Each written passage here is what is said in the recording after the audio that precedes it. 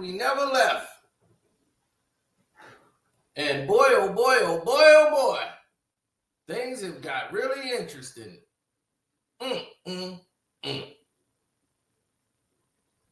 Now, what we're seeing here is a terrible, terrible carriage of misjustice. As Eddie Griffin comes out and makes a statement, and boy, oh boy, oh boy, it's just too early to joke about Malcolm Jamal Warner.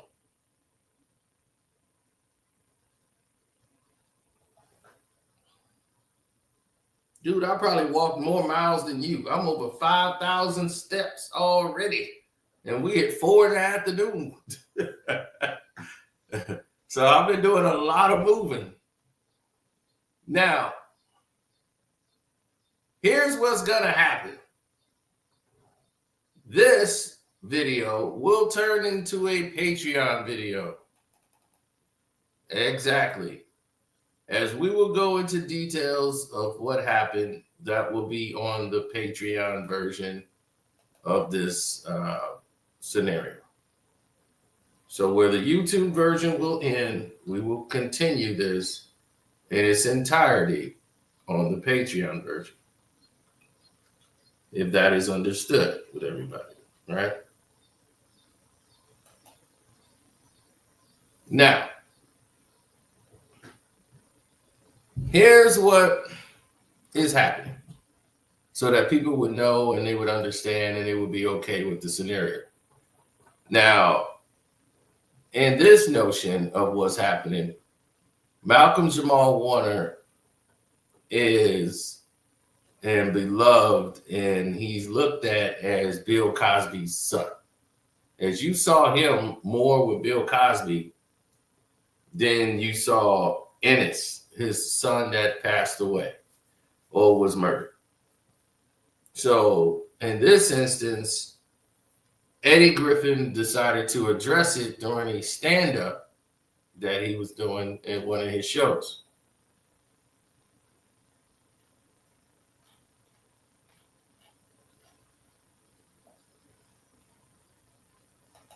Absolutely.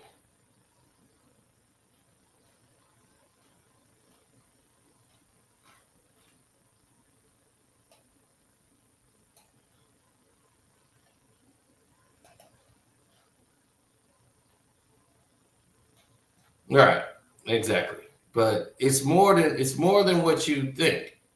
It's more about what they are trying to accomplish as a group more than, as a collective than anything else that needs to, be said. And I found it quite like wow, that's a bit too soon.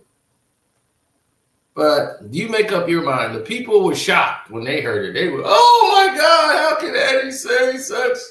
Like, Malcolm, this is not good. And I'm like, what did he say that was bad?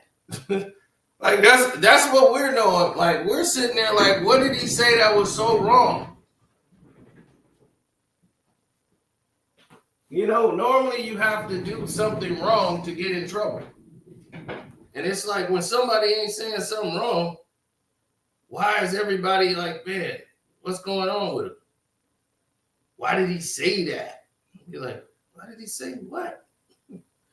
This is what blows my mind.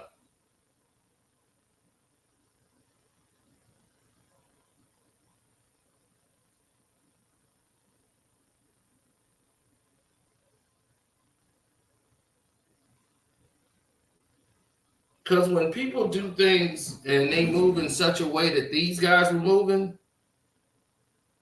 it lets you know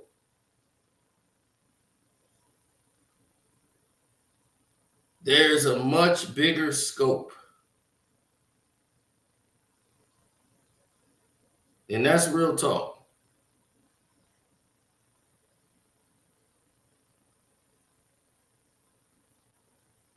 It's a much bigger scope, bro.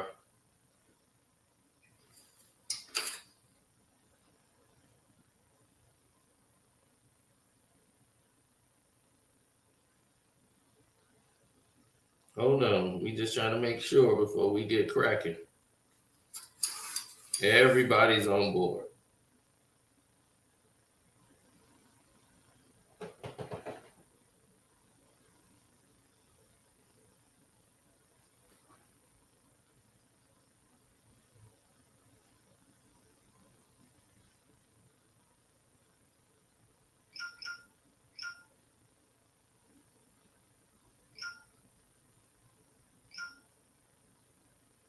Mm-hmm.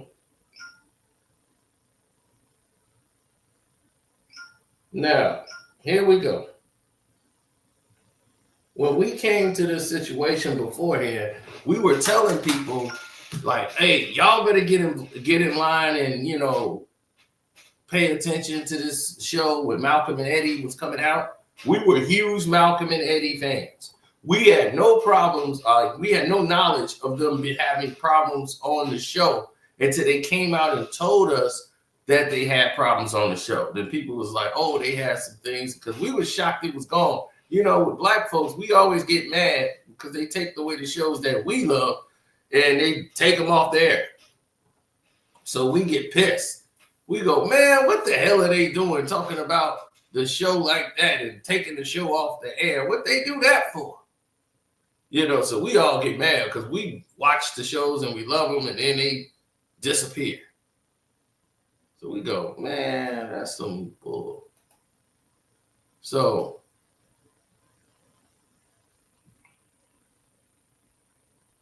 right, they just don't do that with black shows. They don't get a last season. It'd be like, "Man, they had their best season ever, and that's it." White show get canceled, get to come back, have a final. They did a final movie for a show that had one season.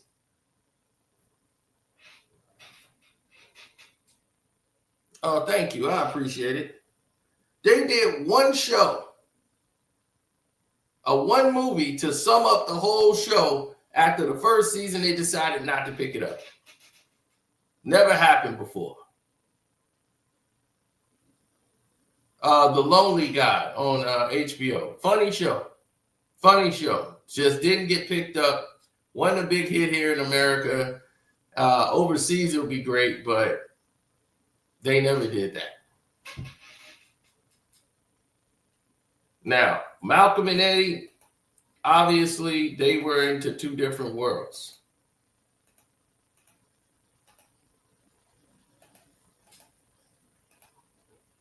As you can see here, right?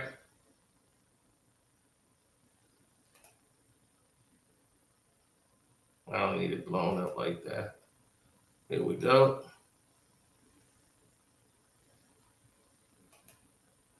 Let me sign in as me.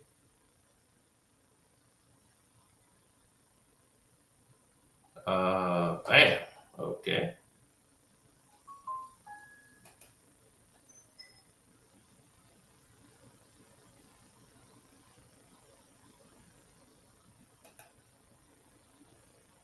Y'all should be able to see that still, hopefully.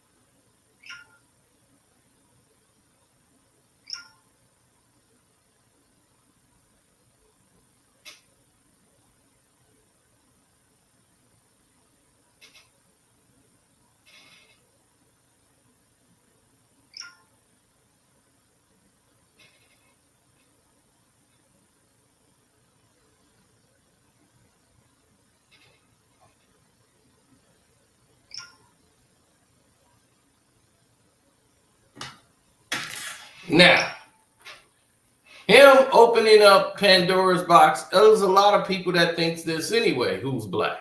From the moment it happened, black folks don't need anything. Let me tell you right now how black folks operate. In case you guys are not black, let me tell you how black folks operate. Black folks operate like this. What's his name? He just had a heart attack and died. Who? Oh, no, they killed him. No, they killed him. Mm-hmm. No, remember he made that post on Twitter? Yeah. They came and got him. They came and got him for the house. He never left the house. He had a heart attack. Oh, man, they got stuff, man. They probably been watching him for a long time. It's in his bloodstream. Yep. They got these little microchip thing. They put it in your food. Yep. They press a button, boom, heart attack. Yep. That's how they got Gerard. So, black folks don't believe you can have anything said. Oh, he had disease, he had this, he had that. We got it all right here. His cholesterol level was high. He did this and this and that. You believe that if you want to. This MLK Ultra. This MLK Ultra. I know this. I didn't see it all go down. Why was they having a meeting in the same town, in the same place? The same place he died. They having a meeting. These people randomly in the same time. That's what happened. You got too much money to die. That's how people look. Black folks, we will believe a conspiracy theory before any damn medical factual terms, nothing. Somebody shoot somebody. This person committed suicide. She did it. That wasn't no goddamn suicide. They will believe a conspiracy theory. As soon as they said Malcolm Jamal Warner died, I already knew it. I was like, uh-oh, let me get ready. Because here it come. Here it come. Ain't no rest in peace if you black. Something went down. They came and got you. Believe me, if I go, they came and got my ass.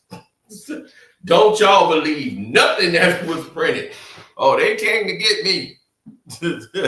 Now there is a difference. There ain't no conspiracy there. Now, here's the news. Here's the news.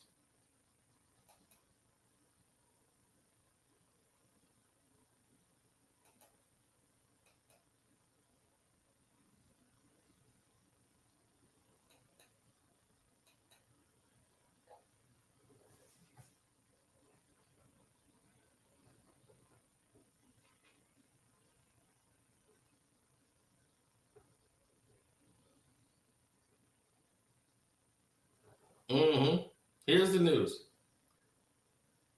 Malcolm Jamal Warner, there are a lot of stories. I checked with people that's from that town, like that's from the area, to find out what was going on this week, because I was going to do a Patreon video to break it down for the people who think this is a conspiracy theory. Now, I'm going to give you some of the foundations of it, and then we'll go into more into the Patreon side of things, from the scope and what people don't know, the physical scales of this, it is greatly known that there is a problem. There's a greatly known situation that there is a major problem within the process of dealing with a loss of a person. First of all, there was so many inaccurate stories told because they were coming from people who were not conspiracy theorists, by the way. This is just being told by people who just happen to be on the scene. People just happen to be there. And as so many different people started showing up there, because this is a common place. It wasn't like he just went to some swamp land and didn't know what was going on. It's just that when you do things on your own and there was no lifeguard there, usually there is a lifeguard that's normally in the area. But because they went there at a certain time, there is a window in which these things don't happen, where you don't really go into there. He said, not all Black people believe in conspiracy theories. I know that is true, by the way. Not all Black people, just the majority. There's a lot. But the ones who don't believe in conspiracy theory, you know what? They don't believe in anything that proves that this is a conspiracy. You'll have the evidence and they will sit there and not believe it. They'll be, nope, not getting me.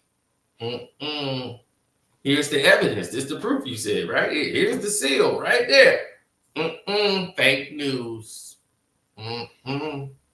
Ain't getting me. It's fake news. So you're going to have those people. No matter how much evidence you have, I'm someone is, if you got the evidence, let me see it.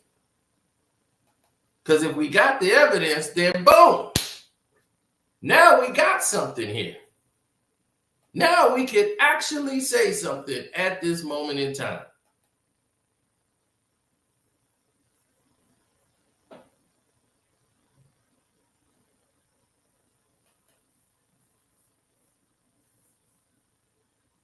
Yes, that was a conspiracy. The evidence showed you. We had things to back that up.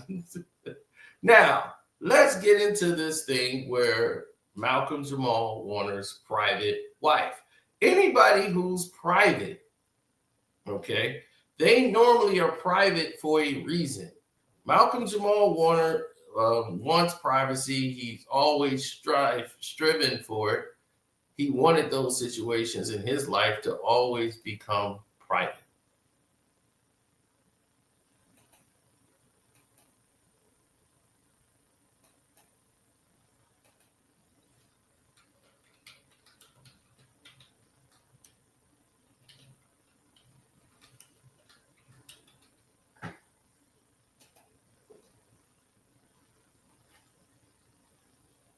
Mm-hmm.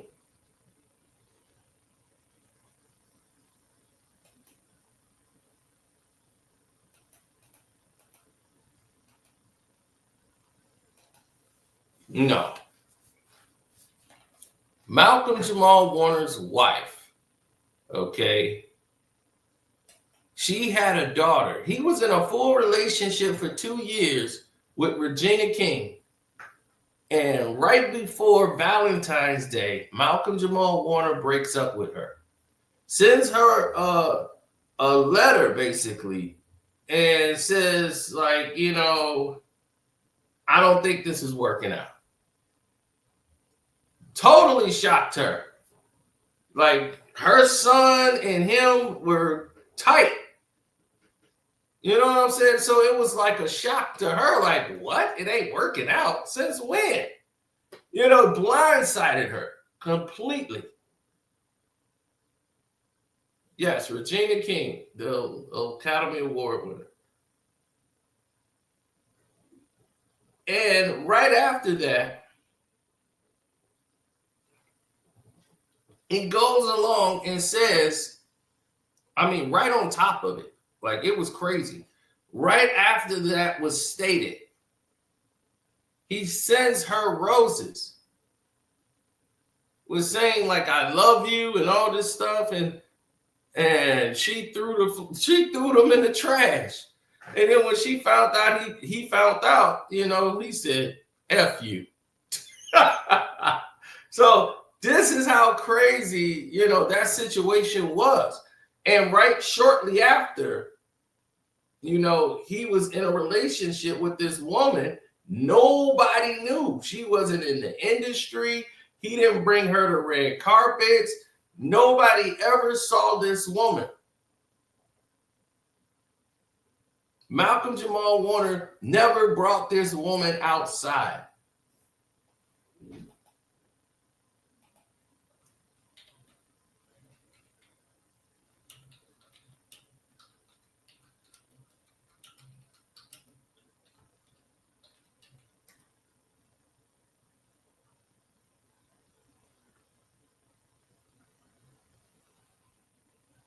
Mm-hmm.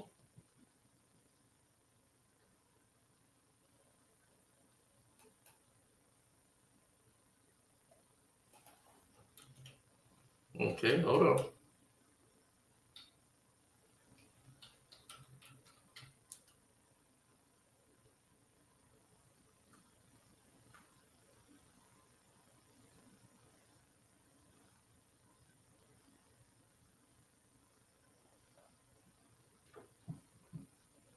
Now,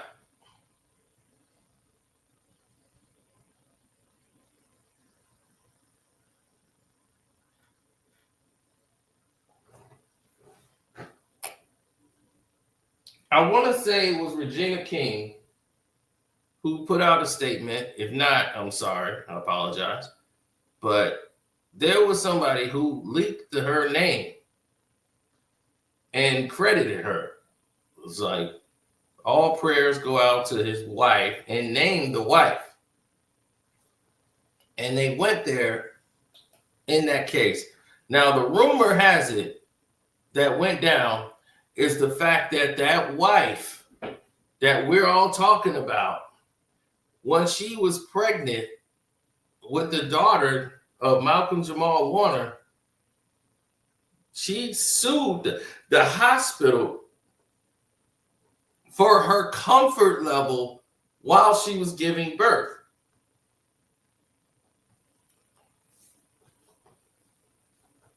You'd have to really dig to find that. She sued the hospital, right? But on the lawsuit, you know, her name, like what she was suing for, wasn't really there, right? And, you know, all they said is he met her through a mutual friend of his. And they got married less than a year later. No public appearances together. And this woman is supposed to be from Costa Rica. Like she's a Costa Rican woman.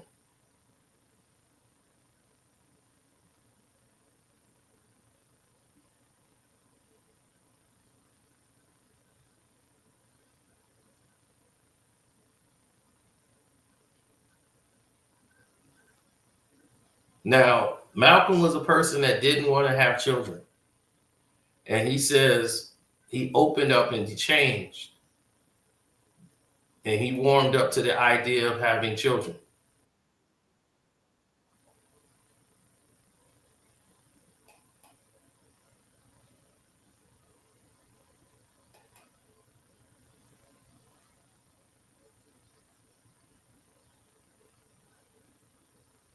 And this is this year when all of this went down. 100%.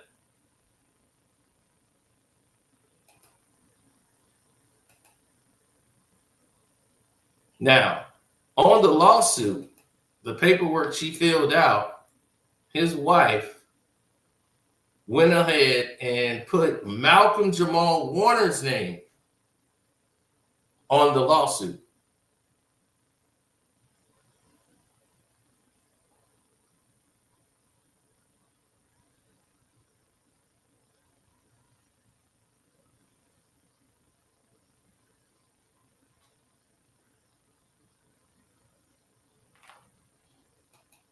Mm-hmm. So after everything was said and done and was laid out for everybody to see, the whole world saw a couple of events happen. They saw a whole situation with his wife in development taking place. So he has a secret life or secret wife.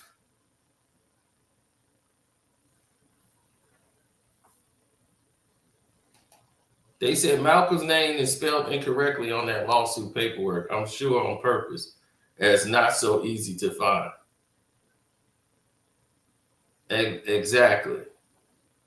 You know, and here's the thing.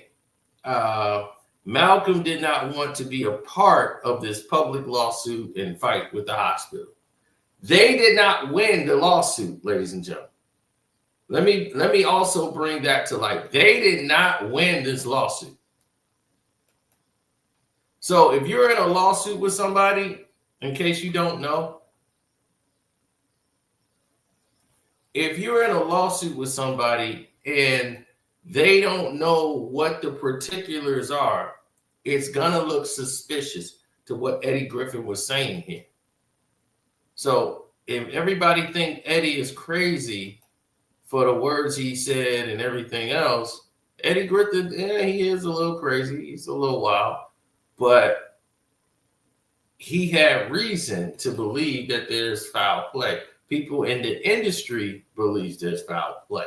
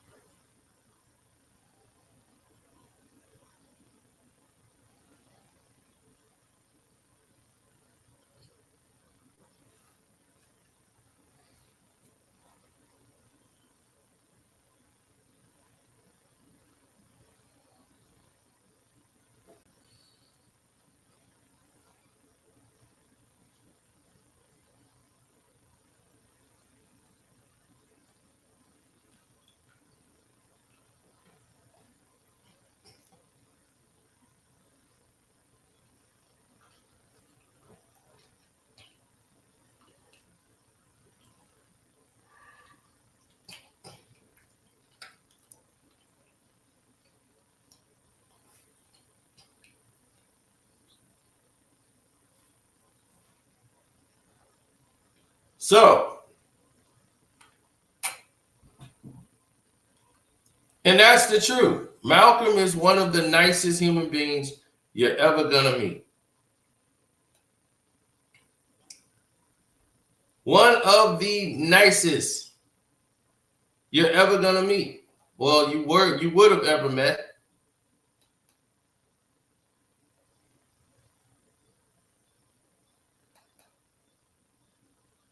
Now, the way society moves and the way they try to predict what's going to happen in the future and what's not going to happen, you start seeing people take a position that's not on the norm.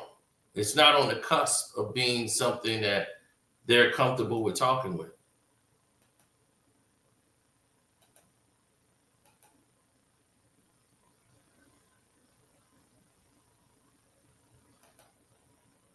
Yes, on the Patreon, I'll break everything down to you. We're gonna do that today. So, like I said, when this video probably ends, we'll have the Patreon version for you guys. And A said, yes, on my Casino for Life Patreon, yes, we will break it down for you. Now, here's what's weird. His wife, now, this is what's very weird to me, is that he's no longer here. Okay? You have not posted anything publicly saying anything about your husband or anything. You stay quiet again.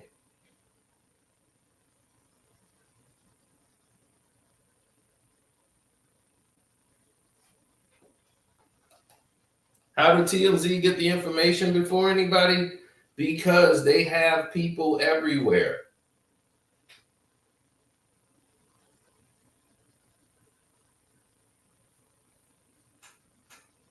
Let me tell you.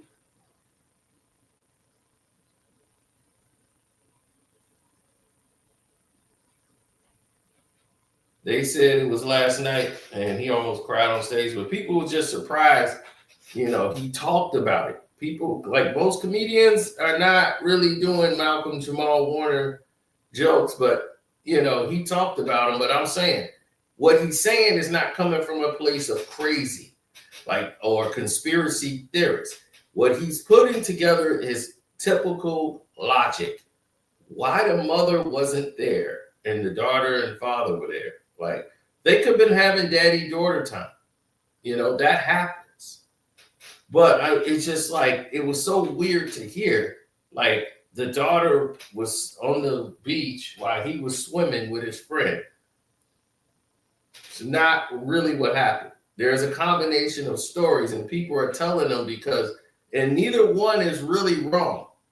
It's just that they're told from different POVs, people's point of view, from when one person showed up, when another person showed up, what actually happened so people are telling stories from where they came in at. Where they came in at the story, this was happening.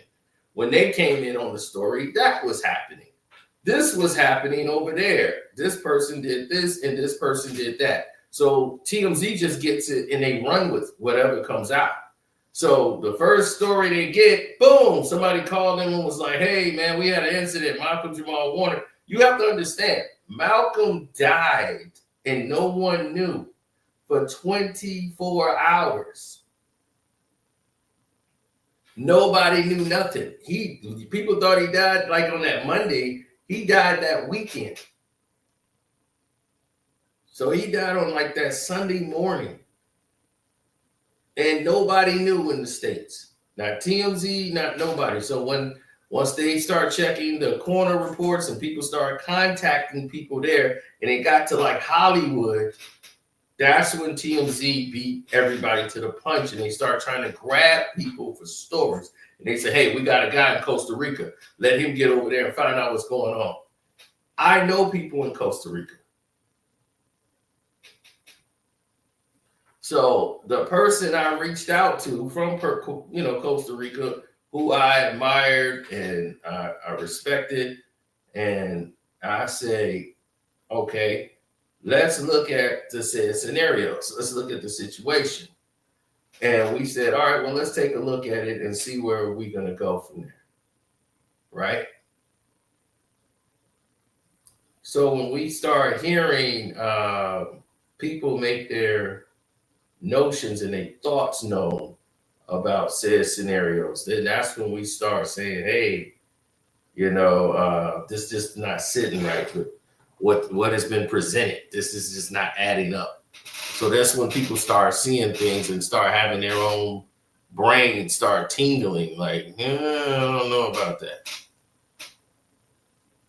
So when you start piecing things together, that's when you start coming up with correct answers, when you start asking the right questions to the problems.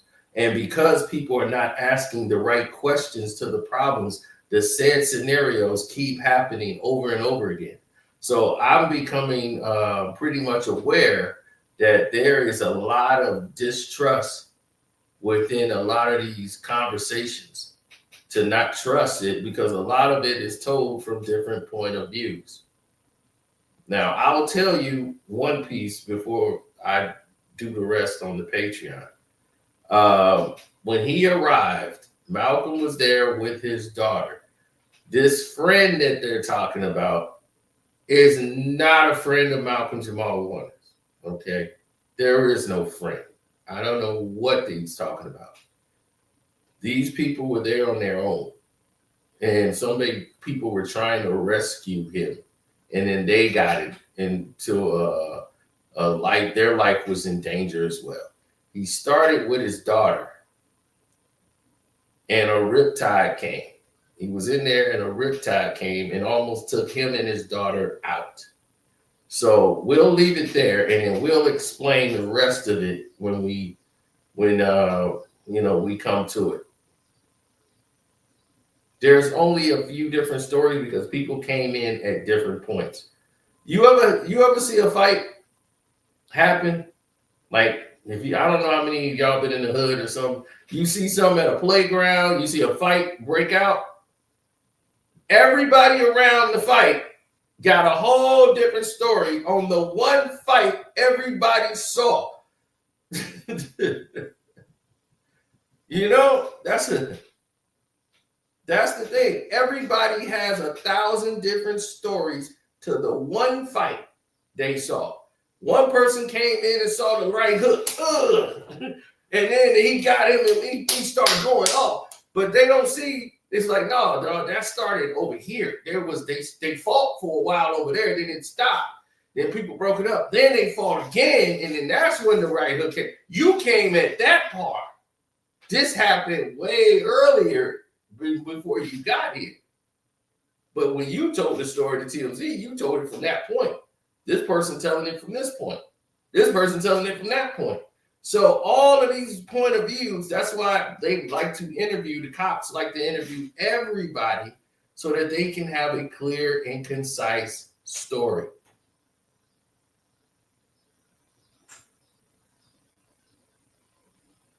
Even World Star is jaded because World Star is only going to show you from a point of view in which they got it from.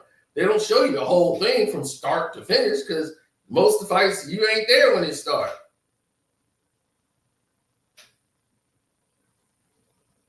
Now, what Eddie said made a lot of sense because it echoed foul play,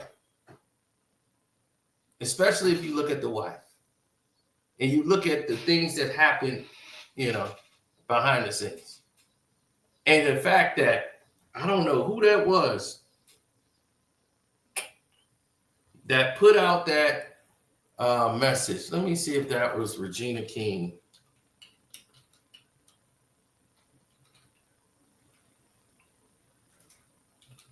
I don't think it was Regina King.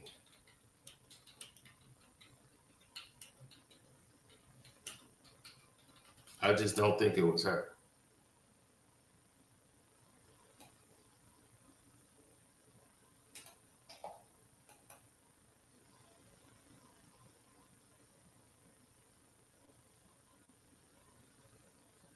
Yeah, she put, it's right. I don't think she put that. Yeah, she just put out sending prayers and love, to the family members and everything else. And, she lost her son, and that was the most devastating news to her. And she just put that out about her and Malcolm and the situation. It's hard that somebody you broke up with and you really didn't have a relationship with prior to him dying, but y'all used to date. And it just went in a different direction. And they knew each other as kids. When she was doing 227 and he was on the Cosby show, and they never end up dating because they were so busy. They never could find the time, and they were kids, but they never could really date at that time. So it was like the universe brought them together. So everybody was so happy to see those two together, wanting to see them,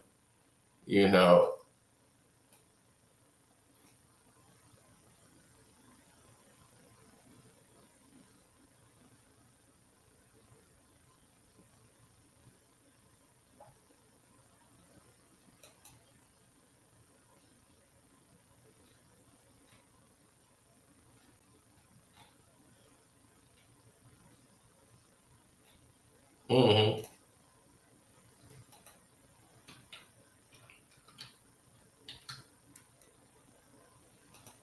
Well, it's going to echo a lot of people to go into it.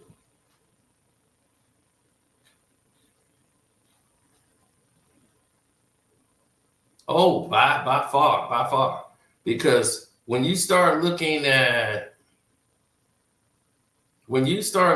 overall, like they say, big picture, then you start to understand things a little bit more,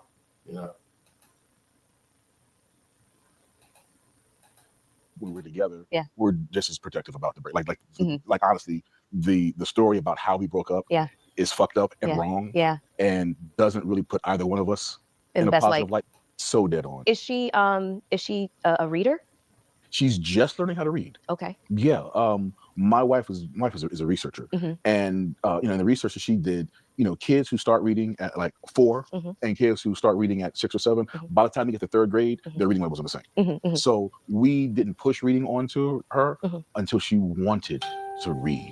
So now she's voracious. Yeah. She wants to read, everything. Yeah. I'll be texting and she'll be reading my text. I'm like, I was the same way. Like I cereal boxes, anything that was in front of me that had words, I was voracious, and I got it from my parents as well. My mom would just devour like tombs, and just inspiring that level of intellectual curiosity in her is just, it's wonderful. Awesome. Yeah, it's awesome. It's a wonderful thing. So you decided to become a parent a little bit later on in life. You're sitting here, you're 54 years old, looking fantastic, might I add.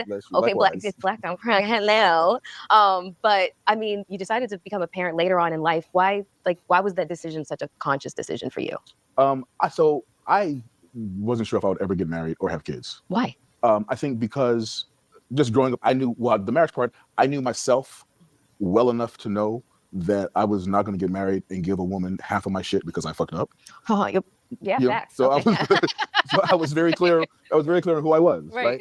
And also I spent more of my adult life in long-term relationships than not, and never really felt and so some relationships I thought, okay, maybe we'll just grow old and happy and healthy together. But it was never the marriage thing. And not just about me fucking up, but just what marriage means and what parenthood means, and being I know I was never ready to be as selfless as it requires to be a good parent. Yeah. I read somewhere that you'd had like a long-term relationship. It was about 6 years, and you just kind of realized that this just isn't, she's just not the one. Yeah. And if that's a relationship that's all went down, and neither one of us are happy about that narrative, but also just as protective as we were about our relationship when we were together, we're just as protective about like honestly, the story about how we broke up is fucked up and wrong, and doesn't really put either one of us in a positive light. But also, it's not worth going out to the media. Oh, this is what really happened. It's nobody's business. Right. So I'm okay with taking that L, because I know, we know that that's not how it went down, and people who are in our lives know that's not how it went down. So it's. My next logical question was basically going to be, so if you knew specifically that was not the one, how did you decide that your wife was the one? Because I mean, obviously, a follow-up question was, do you believe in soulmates and that sort of thing? Okay, how long is this episode? I'll try to make it as concise as possible. Because it's a really dope story. So after being in a relationship for 6 years, I spent the next 2 years like a man who had been in a relationship for 6 years. As you should. I was as you should. But to the point where I was like, yo, I got to slow my roll. And like, I need to just stop and just chill and figure some things out and get clarity. So I went on this hiatus. Like, I was cold turkey. Was like, not like dating. Celibacy hiatus? I'm not, close to celibate. Like not dating, not relationships, mostly not sex. There were a couple of, but for me, we'll call it celibacy. I know what you mean. It's okay. We'll fill in the blanks. Yeah. So I was in this. So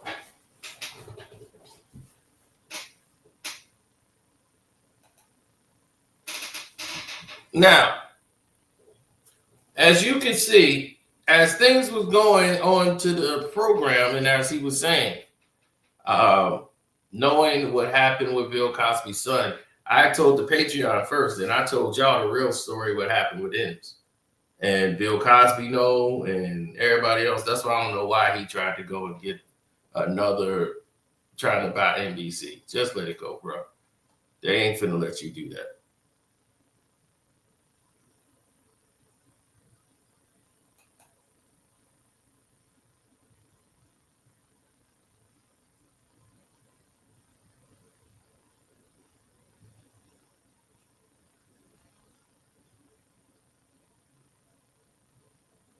They want us to think that he held his breath till he died. You don't, sir, you probably have never seen a riptide before. And I hope you never have to witness a riptide. But you have to know how to swim out of a riptide. there's ways to do it, and it's all too dangerous, bro. But that's why you have people, the lifeguards, they have these floating rafts, you know, for the riptide. And we'll go through the situation a little later. You know, it's yeah, it's crazy. So we'll do it on the Patreon, man, you know, like on that part of it. But as you see him and hear him talk candidly, you know, you get he's a private man. Space, and I met my wife through a mutual friend. And because I was on this hiatus, I was like, I'm not really dating. And our mutual friend was like, well, one day won't hurt. You know, at the end of the day, she could be a really cool friend or a really cool spiritual connect. And I was like, that's cool. Because some of the things I need to work on, I can't work on if I'm completely disengaged from the opposite sex. So, okay, that would be kind of cool. Just to kind of go out, like literally go out on a date, you know, take the woman home and go home by myself. Like this would be a cool, you know, I need this in my life. I need this in my life. And I remember our first date, I was like, you know what, I think I'm cool on, I'm at peace with not having kids. I'm probably not gonna have kids because during this period of time, doing all this self-reflection and whatnot, I figured maybe the rest of the next chapter of my life is about something bigger than, you know, marriage and family. So I was okay with that. So our first date, I was like, yeah, I'm probably not gonna have kids. And she said, I'm definitely having kids. So it was great. We are not on the same page at all. This will not turn into anything. We could actually just be friends.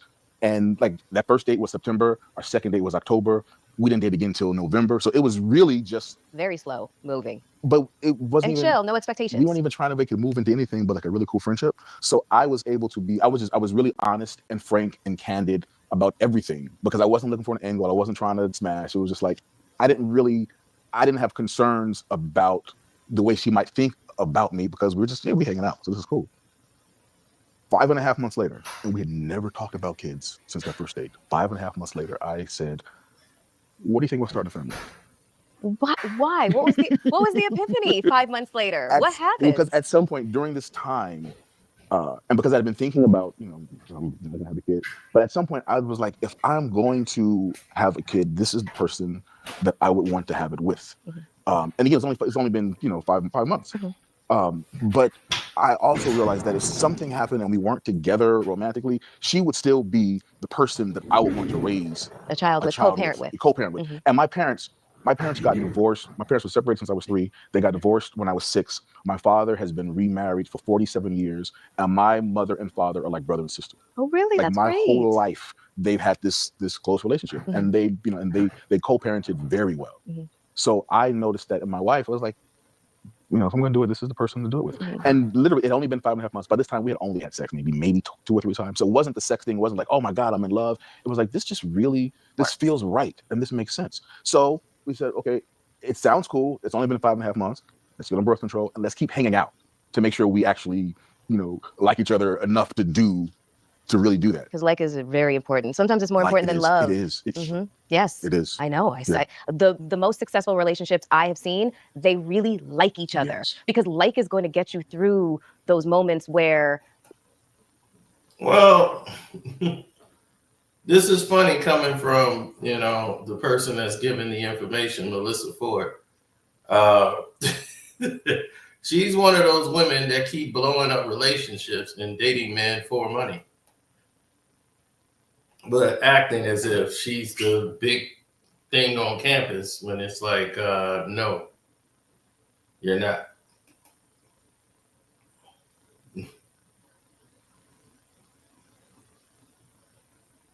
I mean, let's look at it. She went from the girl with morals and values. She comes from a family that's about education. She's right. She was highly educated. She's a mixed girl, black dad, white mom. And this is what, you know, it comes to.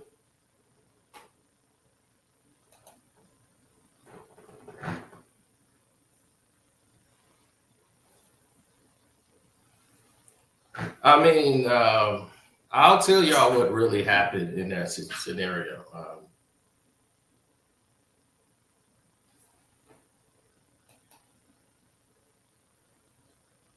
I mean, like many women, they like money. Last night, I was at the club. This girl was fine. She had on this black leather, but she got that, you gonna have to buy me a drink at least. And not even her a drink. I didn't mind buying her a drink. It's just that let someone offer you the drink. Don't sit there and say, like, don't sit there and demand a drink. And not only for you, I'm supposed to buy a drink for her, her friend, her. I'm like, y'all ain't gonna sit around and be like, girl, we got drinks all night, girl. We had a good time. I'm like, oh, hell no. Who do you think? You ran into the wrong one, baby. Uh-huh.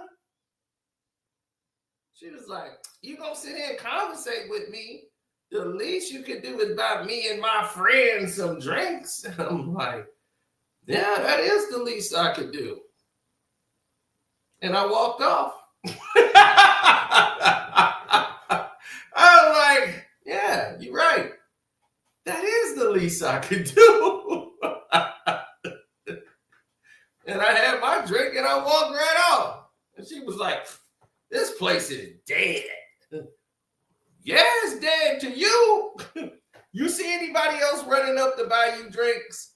And the reason they wasn't running up to buy you drinks is because you probably come here and have done this move to all the guys that came up to offer you drinks. And you just play them to get you and your girl some drinks and y'all take selfies all night. Sorry, I don't do that.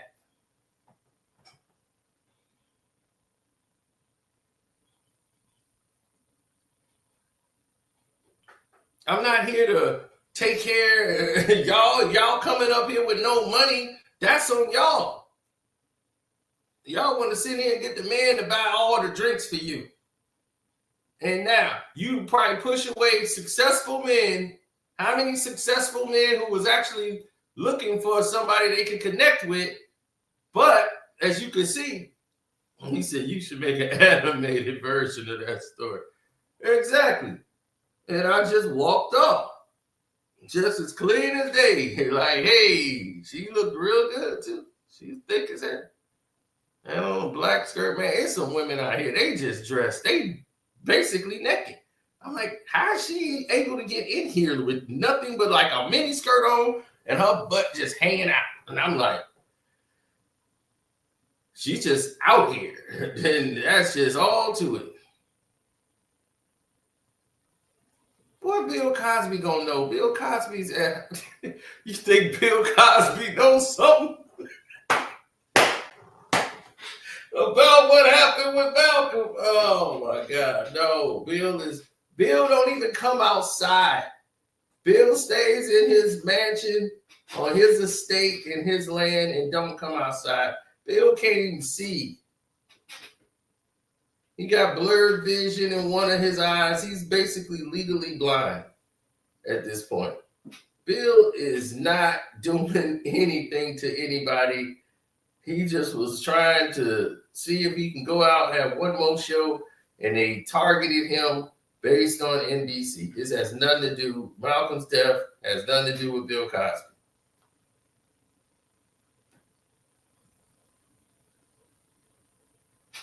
Innocent's death did. Now,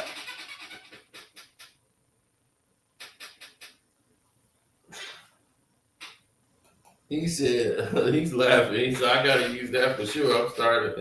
I'm starting to get divorced Monday. That's not a good thing to do. If you just get divorced, don't try to get back in the field right away. You find yourself in a worse situation than you've ever imagined. Tell you a good one. Friend got divorced, and he came out trying to, oh man, ain't nothing gonna change, man. I'm back. I'm back in the game. I'm like, slow your roll. Slow your roll. This ain't the same alley that you was before you were married. He was married 6.5 years, almost 7 years. Because he was like, right, they were planning a 7-year anniversary, even though they hated each other. They were married, they hated each other for the last 2 years before the divorce. So they get a divorce finalized and they get everything situated. That took a few months. So the anniversary, they're like, we ain't celebrating that. That's how much he's like, I can't stand her. And she was like, I can't stand him. So anyway, they get a divorce. So now all their friends are basically feeling like they being held hostage to a situation they got no use for. They were like, because I don't know how y'all know how a marriage work or a divorce work, but let me tell you how a divorce work, buddy. If you just finna get one, Derek, I'm gonna tell you. This is what's gonna happen. Yeah, I don't know what kind of couple y'all were. Do y'all like hang out with other couples? Are y'all friends with like couples and all of that? Y'all do couple stuff? Because if y'all did that, let me tell you what's about to happen now in your life. These are not going to be your friends.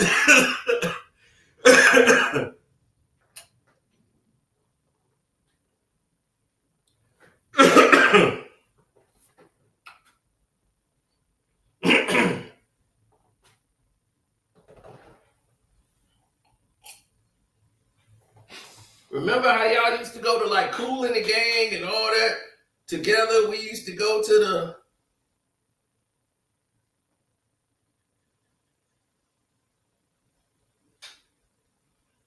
He's like, I already know. Exactly. Because see, here's what happened when you get married. Your friends somehow get etched out the way, and the majority of your friends now are her friends. Even in the couples. Her girl is married to him.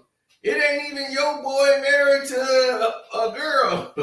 And here's the thing. When y'all are all together, a decision is going to be made in their households for all y'all friends. They got to decide which one you going to be cool with in the divorce. You can't be like, oh, I'm going to go over there with them, then I'm going to go over there with them and try to be equal. Oh, that don't work. That don't work. You have to pick one. Now, the story I was just going to tell you, in this whole divorce separation situation that they had, the guy sitting there who was married for 6.5 years, they get the divorce. The friends that they had all turned on him.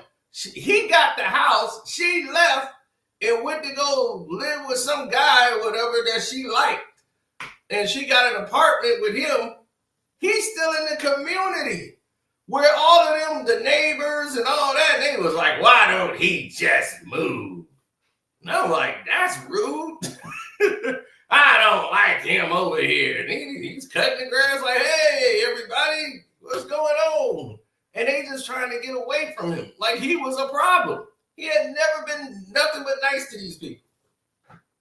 Nothing but nice. And sure enough, he gets the divorce like, hey, I'm back in the game. Nothing gonna change. I'm like, they don't like you. They chose the wife. They gonna be her friends and they going to hang out with her and her new man. You out in the cold.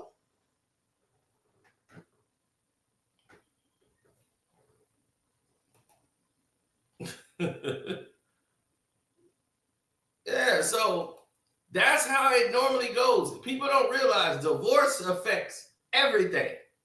It affects your friends and who's going to hang with who. Like, well, he was my friend, and I don't even know the whole through extension. But see, what happens is, like in another situation, my boy, his guy, who's his right, they went to high school together, graduated together, God, kid, all of it.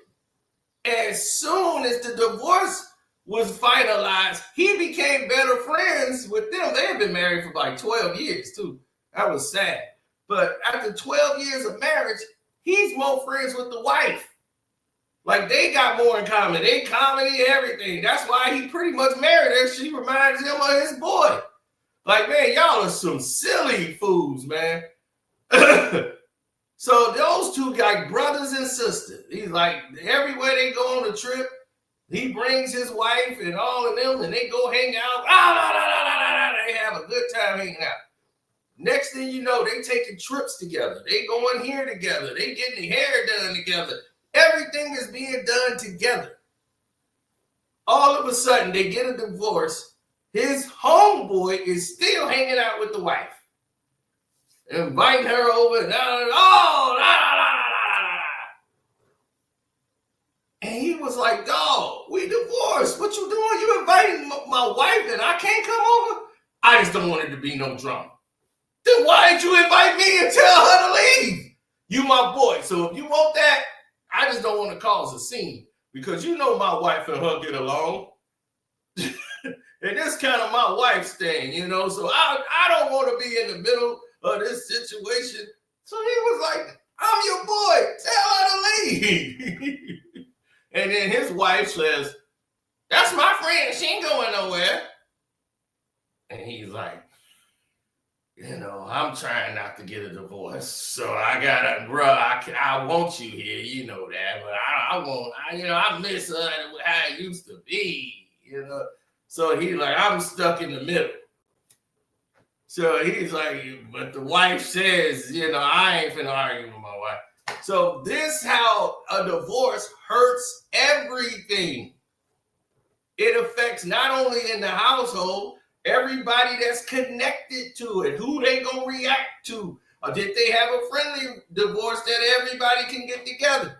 Not everybody has that. So what Malcolm was talking about is what he came in from that perspective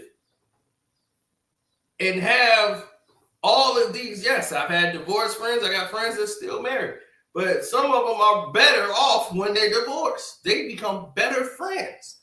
It was the marriage that they couldn't continue to do. And a lot of it think it's sex. It's not sex. If you marry for sex, you're a fool. You're going to have way more probably dating them than you would when you actually get married. Because now when you marry, you got to do chores for that to happen. You got to be like, oh, she's going to be, look, you cleaned up and I didn't have to tell you. You cooked. Oh, somebody's getting something tonight. You go, yes. Oh, God, this was hard work. I was going to have to paint that fence. So this is how it goes in a married world. I'm too old for arguing loud, disrespectful women. Yeah, I mean, hey, some people can't live that life. Some people are very, like, they are connected because they grew up connected with a house full of people. So they love gatherings. They love being around people. And you know those type of dudes. They're not self-sufficient. They have to have somebody with them to almost baby them along the way. Or just companionship. They love that. If they don't have that companionship, they go find another person just so they can have that. I remember I was going to see a movie. He's like, you going by yourself? I'm like, yeah. I'm like, I know I could, if I wanted someone here, that's easy. I could just pick up that phone and make a call. But I don't want somebody in here that's going to be, well, what's his name? What's going on? Oh, okay. So are they brother and sister? Because I remember Star Wars and then they were brother and sister in that. So are they brother and sister? Oh, we don't know yet? Okay. All right. Okay, I'm going to go to the bathroom. I'll be back. Tell me what happens when I get back. I'll be like, no, that's not happening. I made that mistake once. And I said, I had to apologize to my boy. I'm like, yep, I'm sorry. I shouldn't have brought her. She don't get it.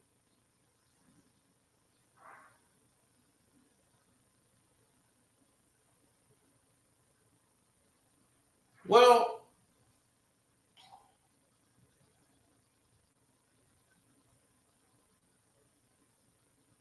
I'm in Clinton Township. I lost some weight. Nah, not really. The thing is that I gained some when I was in Florida because mom cooks like crazy.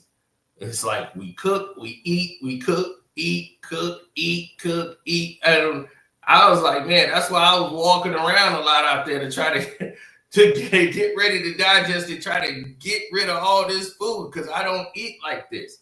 I eat like once a day here. I don't eat 3-4 meals like that, like breakfast. As soon as we finish breakfast, 2 hours later, we going somewhere for lunch. And I'm like, we just ate. It's like we go to a buffet, Chinese buffet, like 2-3 plates. I was about to burst. Dude, that was the biggest I probably have ever been in my life. I'm still losing all of that. I knew that's gonna fall off of me because I don't eat like that, and I move around. So that's gonna definitely, cut down on weight. The more you moving and actively, I didn't even have time to go to the gym. So yeah, that's big things happening. Big things popping in, little things stop. Yeah, big things popping in, little things stop. Yeah, let's listen about my wife and daughter. But I never, obviously I don't post them. I don't, I talk about them because there are obviously the hugest parts of my life, the best parts of my life, the best decisions I've ever made. But I also, I like to keep them and their identity private. But I also feel I love talking about them because I want people to know that, like, it is possible to be happy and to have love and love really be enriching. And I met my wife at 45, so like it's okay to wait. You don't have to be in your 20s looking for your soulmate when you don't even really know who the fuck you are. So I talk about them, because I'm very proud of my life, and especially that aspect of my life. And for so long, people were like, "Oh, he's just a womanizer. He's never going to settle down. He's never going to." It's like, no, I did it. It was fucking right. Yeah, I did it the right way. Yeah. So I always, I feel that, you don't have to rush into it. Yeah. If you're second guessing it, then it's not right. Like when the shit clicks, and it's right, it's right. Like it's okay to wait for that. Let's talk about why you're in town. Yes. I was able to score. So that is what was there.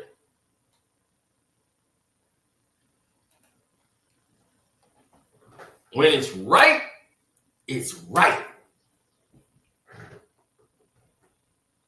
So everybody on YouTube, I want to say thank you guys so much. Anybody, I don't know if anybody super chatted on this one, but if you did, I appreciate it very much. And now, if you're on the Carsino for Life Patreon, we will start to give you the breakdown on what happened on the scene with Malcolm Jamal Warner and what's going on, with the many different stories and what happened. Okay.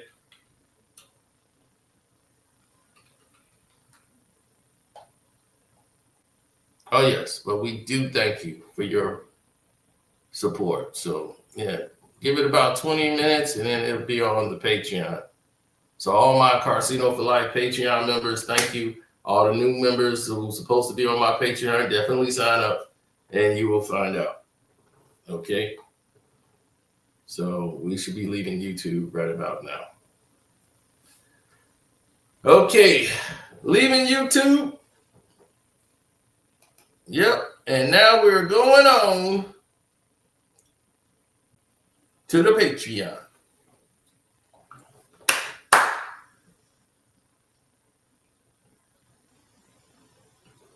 What's up, Patreons? Let's get into it. Now, the Malcolm Jamal Warner tragedy that happened, we're going to go back and tell you all the things that happened to lead up to this situation. Everyone's talking conspiracy theory. Let's talk reality and see if they align, because there's a lot of smoke here. There's a lot of people who have a lot of questions to ask about where was the wife during this entire incident, why these things were happening in such a way that no one else seemed to understand. Now we're gonna cut through the whole chase.